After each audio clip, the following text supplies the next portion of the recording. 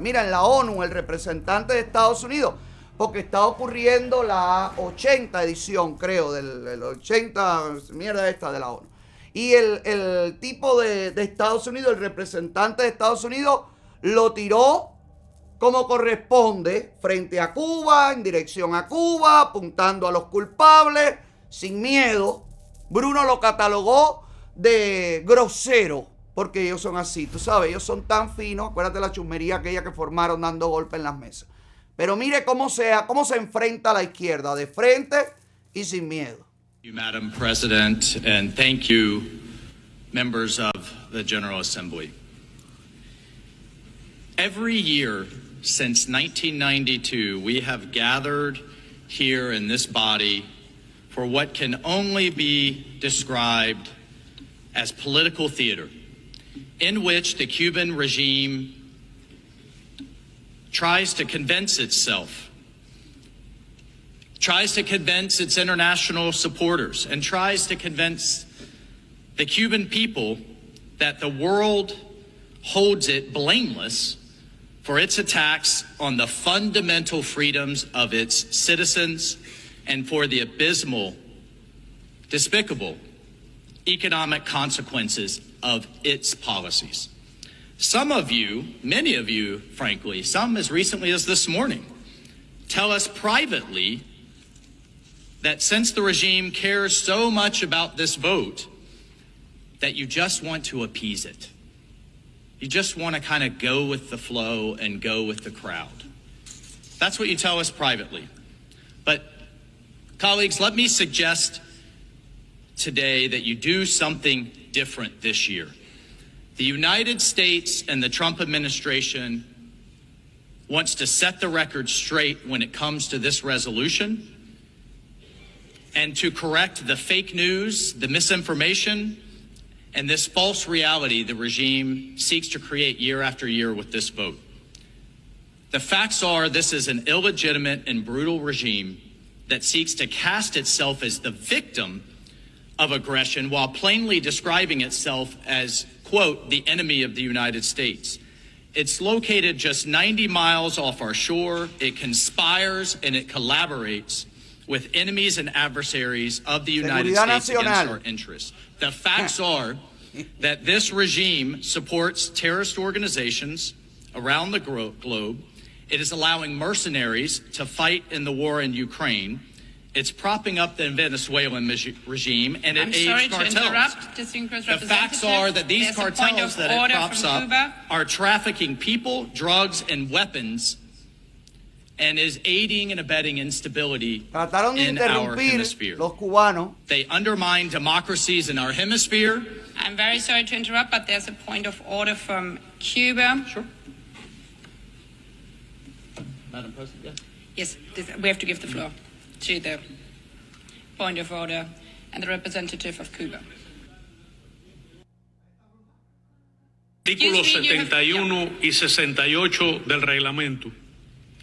El representante permanente de Estados Unidos no solo miente desviándose sustantivamente del tema, sino que se expresa de manera grosera y prepotente contra su presidencia, contra la dignidad de esta Asamblea y de los Estados miembros. Lo hace con una incultura, rudeza y grosería que no se admite en este magno y democrático recinto. Señor Walz, esta es la Asamblea General de Naciones Unidas. No es un grupo de Signal ni es la Cámara de Representantes. I ask the distinguished representative of the United States to continue. thank you, Madam President. I'm well aware of the location of which we're speaking, and this is also not a communist, illegitimate legislature in Havana. This is a place where we talk in facts, and the facts are the Cuban regime has undermined democracies in our hemisphere. It has oppressed its own people, and it steals from its own people so that, quote, regime insiders can maintain their elite status. I don't need to say that on any type of chat. I'm saying that in front of the entire world, and it is well known within the Western Hemisphere for those who closely pay attention. So I would suggest that our member states stop appeasing the regime with their votes and instead use this vote to send the world a message. I would encourage you to send the regime in Havana a message and send the Cuban people a message. Stop using this vote to blame them and blame all of its economic problems on the United States. No government in history has ever made a communist economy work. Even fellow socialist and communist states are urging Cuba to open its economy to its own people, allow its people to thrive. And the only thing equal about communism and socialism is that everyone is equally miserable and poor. And so just to correct the record, and colleagues, please hear me on this term blockade, on this term embargo, the United States has always allowed Cuba to import food, to import medicine, and to import humanitarian goods. In fact, last year in 2024, the United States exported. I've seen the ships leave the ports in Florida and in Louisiana. It exported $500 million of goods to Cuba, over $585 million of food, of humanitarian aid, of medicine. Colleagues, how is that a blockade? I just heard a colleague here before me describe this as a blockade. $500 million. And in fact, the Cuban regime can trade with any of you, with the entire world, with the rest of the Western Hemisphere, with our friends in Canada and elsewhere. There's no blockade. A blockade would be preventing anything from coming to Cuba. So please stop repeating this propaganda that allows the regime to then go back and have an excuse for its own failures. Let's stop spending these citizens' meager resources on high-end tourist hotels that sit empty while the people are starving.